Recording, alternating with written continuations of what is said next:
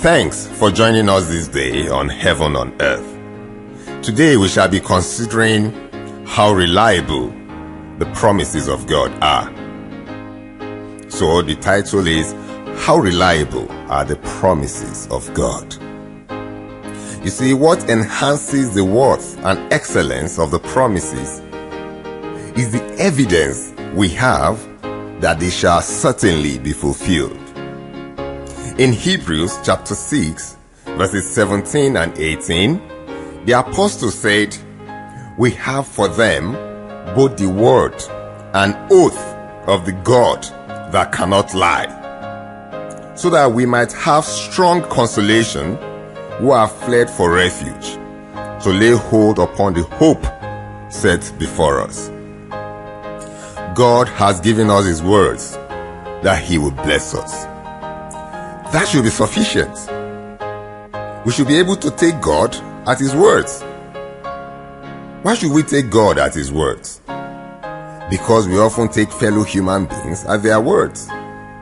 We have sent so much money to people we have never and will never meet, because they have promised that if they receive the money, they will send us some goods. We believe these people because we believe they are gentlemen who have some reputation to protect. That is why it is said that a gentleman's word is his bond. But man can lie and deceive. But we still trust them. How much more God, who cannot lie? Let me tell you why God cannot lie. God can perform any promise he has made. Nothing is too difficult for him. There is no power in heaven, in hell, or in earth, or anywhere in the universe that can frustrate his plans or prevent him from achieving his desires. You don't have to fear men because you have someone who can restrain them.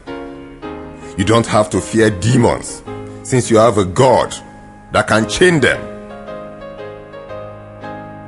There is no creature that is not kept alive by his power.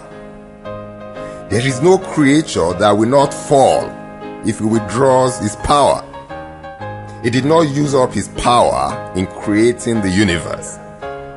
His power is not weakened from preserving all things. This power exists for you. Why not take advantage of it? But you see, God knows there will be people who will not trust him to keep his words.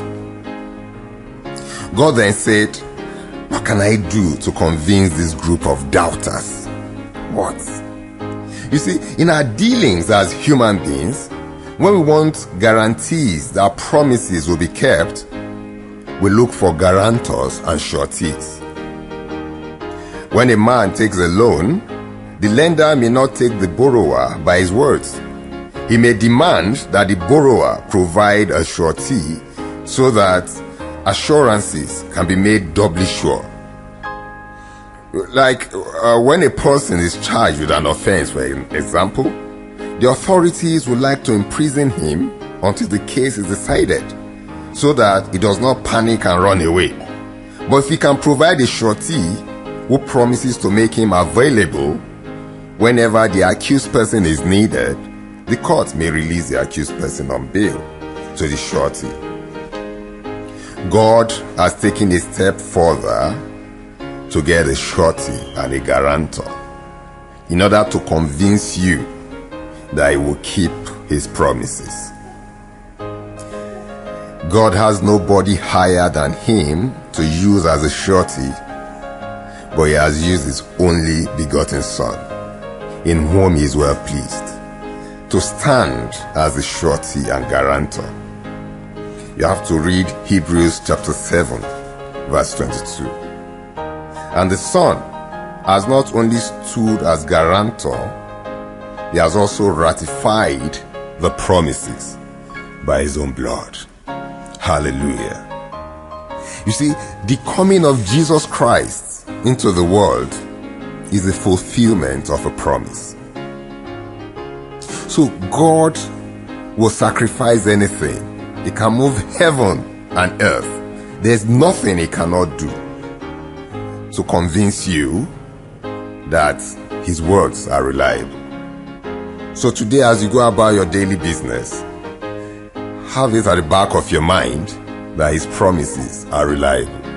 He has done everything possible to convince you that you should believe in those promises. And I pray that today you'll experience heaven on earth. Tomorrow, we shall be considering a very important topic. We shall be looking at why the promises of God, in spite of their reliability, fail in the life of some people, maybe in your life too. So I hope you'll join us. God bless you.